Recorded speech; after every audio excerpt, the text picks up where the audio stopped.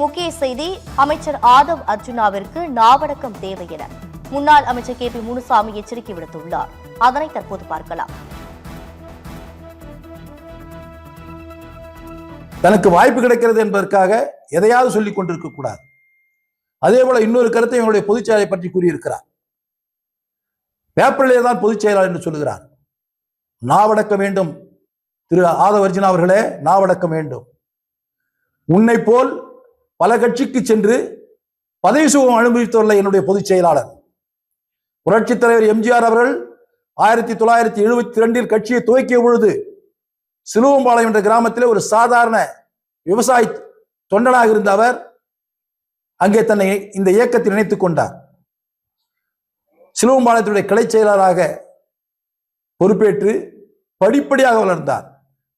72 கட்சியில் இணைந்தவர் கிட்டத்தட்ட 54 ஆண்டு காலமாக ஒரே இயக்கத்தில் ஒரு தொண்டனாக, ஒரு கிளைக்கழக செயலாளராக, ஒரு ஒன்றிய செயலாளராக, மாவட்ட கழக செயலாளராக, சட்டமன்ற உறுப்பினராக, நாடாளுமன்ற உறுப்பினராக, அமைச்சராக, கழகத்தினுடைய உயர் பதவிகளில் பல்வேறு பதவிகளில் வகித்து இருவரும் தலைவர்களிடத்திலே நம்பிக்கைக்குரியவராக வந்த பின்பு புரட்சி தலைவி அம்மா அவர்கள் இருக்கின்ற வரை, மறைகின்ற வரை ஒரு நம்பிக்கைக்குரிய ஒரு தொண்டனாக திகழ்ந்தவர்.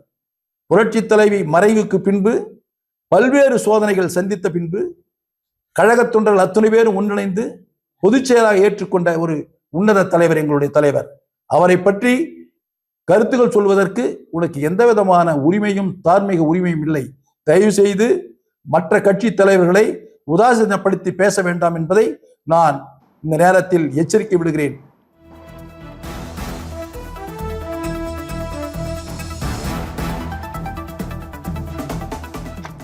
முன்னாள் அமைச்சர் KP முனுசாமி பேட்டியளித்ததை நாம் பார்த்தோம். கூடுதல் தகவல்களை எமது செய்தியாளர் மணிகண்டன் வழங்கி கேட்கலாம். மணிகண்டன் வணக்கம், கூடுதல் விவரங்கள். வணக்கம் தீபிகா. கிருஷ்ணகிரியில் இன்று அதிமுக துணை பொதுச் செயலாளர் KP முனுசாமி பேட்டி அளிக்கையில் ஆதவ் அர்ஜுனாவிற்கு கடுமையான கண்டனத்தையும் விமர்சனத்தையும் எழுப்பியுள்ளார். அதிமுகவில் பதவி சுகம் அனுபவித்தவர்கள் இன்று தாவகவில் இணைந்துள்ளனர். இந்த நிகழ்ச்சியில் பேசிய அமைச்சர் ஆதவ் அர்ஜுனா பல்வேறு தவறான கருத்துக்களை தான் தோன்றித்தனமாக தெரிவித்துள்ளார். அவருக்கு கடுமையான கண்டனத்தை தெரிவித்துக் கொள்கிறேன் என தெரிவித்துள்ளார். அமைச்சர் ஆதவ் அர்ஜுனா ஒரு கட்சியில் உறுப்பினராக இருந்து கொள்கை ரீதியாக தலைவராக ஏற்றுக்கொண்டு தன்னை முழுமையாக ஆட்படுத்திக் கொண்டு ஒரு தலைவராக உருவாகி இருந்தால் அந்த தலைவர் எவ்வளவு பற்றோடு இருக்க வேண்டும் என தெரிந்திருக்கும். ஆனால் நெல் முள் குருவி போல் எங்கெல்லாம் வாய்ப்பு கிடைக்கிறதோ அங்கு ஓடி சென்று திமுக மற்றும் விடுதலை சிறுத்தைகள் கட்சிக்கு வந்தார், அதிமுகவுக்கு வந்தார். அதிமுகவில் வாய்ப்பு கிடைக்கவில்லை. இறுதியாக தமிழக வெற்றி கழகத்திற்கு சென்று இன்று அமைச்சராகிவிட்டார்.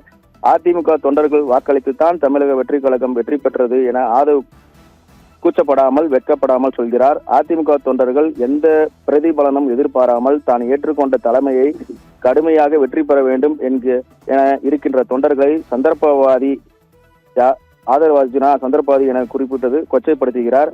இதனை ஆதவ் அர்ஜுனா நிறுத்திக் கொள்ள வேண்டும், இல்லையெனில் நேரடியாக அவரை எதிர்த்து போராட்டம் நடத்துவேன் என்பதையும் தெரிவித்துக் கொண்டார். அதேபோல் அதிமுக பொதுச் செயலாளர் எடப்பாடி பழனிசாமியை பேப்பரில் உள்ளவர் என குறிப்பிடுகிறார்.